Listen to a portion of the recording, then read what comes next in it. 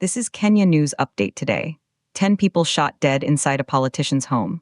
That's the claim from Uganda's opposition as the country votes to extend a 40-year rule. But here's the twist. This happened after the polls closed, with hundreds of supporters gathered. You're about to hear the chilling eyewitness account from inside that house and discover what this brutal crackdown reveals about the future of democracy in East Africa. Meet Mwenga Kivambai, Member of Parliament for Uganda's main opposition party, the National Unity Platform, a man who says he is emotionally broken. On Thursday, January 15, 2026, Uganda held a general election under a nationwide internet blackout.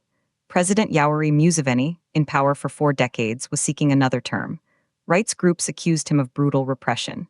And as voting ended, hundreds of Kivambai's supporters gathered at his home in the Butambala area.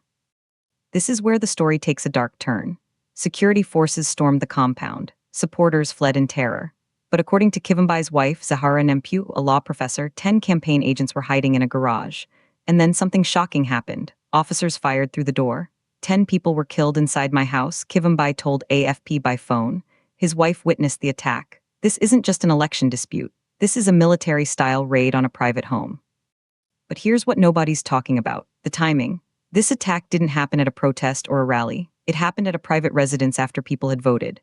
A sanctuary turned into a killing ground. The local police spokesperson was contacted, but the article cuts off. What did they say? We don't know. And that silence is deafening. For context, this election was already under a cloud, an internet blackout across the entire country. A president accused by international observers of stifling dissent for 40 years. And then, on election night, a senior opposition figure reports a massacre at his home. The implications are seismic. If true, this represents a terrifying escalation. Security forces aren't just monitoring polls. They're allegedly executing political opponents in their homes. This moves the conflict from the public square to the private living room.